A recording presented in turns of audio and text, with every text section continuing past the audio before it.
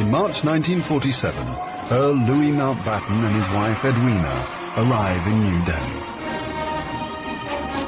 The great-grandson of Queen Victoria and second cousin to George VI, Mountbatten brings a regal presence to the drama of India's independence. As the last viceroy, he bears responsibility for India's fate. 2nd of April, 1947. I have now completed my first week in office. I should like to be able to paint an encouraging picture of my first impressions, but feel it would be misleading if I did so. The scene here is one of unrelieved gloom. At this early stage, I can see little common ground on which to build any agreed solution for the future of India.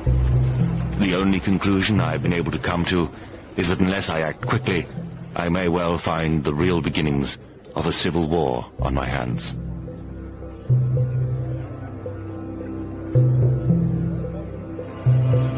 By May, attempts to create a unified India have failed.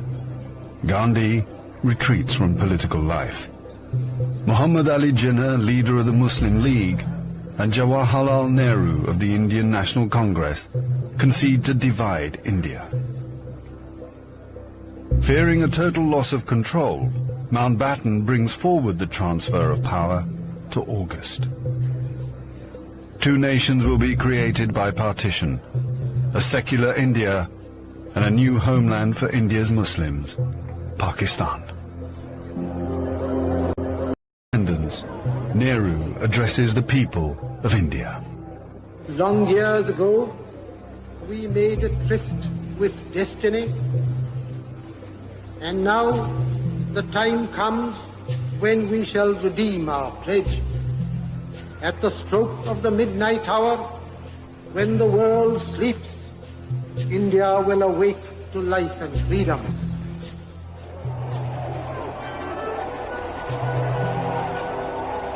The 15th of August, 1947, the British Empire in India has come to an end.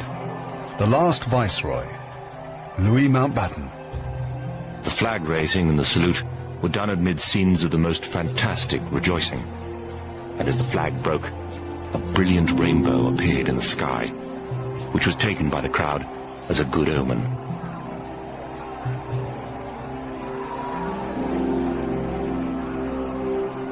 Qasim Muhammad.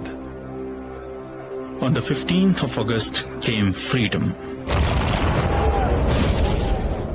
The freedom to burn, loot and murder. While Delhi and Karachi were celebrating, central Punjab was burning.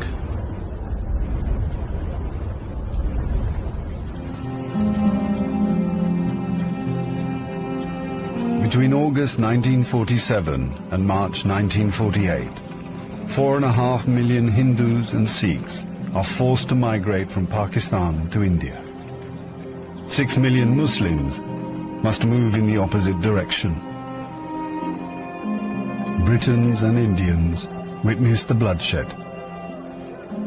Shahid Ahmed. It is a battleground. People have gone mad.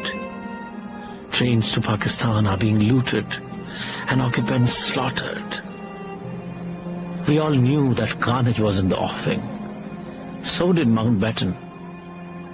The British Empire, which tried to build India over centuries, can never live down this great tragedy.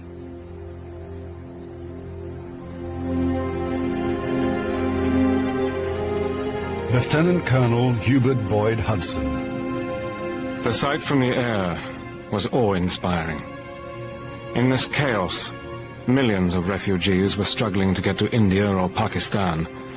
Thousands of others were doing their best to prevent them, murdering them by the hundred. But death is nothing. There are things more terrible than death.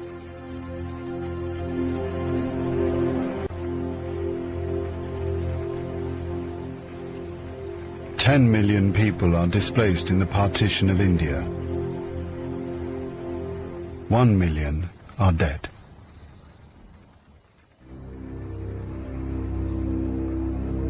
By the summer of 1948, most of the British have left.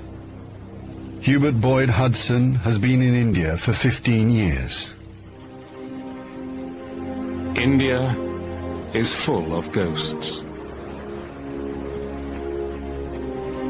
Houses I have lived in, now inhabited by Indians, remind me of the days which will never come again. When the Viceroy drove past with a cavalry escort in red coats, I have seen the greatness of the British in India, but now it is all ended, and we are the last to leave, the few who are trying to tidy up the mess which the sudden splitting of an old empire has caused. Britain has lost its greatest imperial possession. Mahatma Gandhi once said that if India became free, the rest of the empire would follow. In the next 10 years, the fire of India's independence will spread around the globe, from the Middle East to Africa.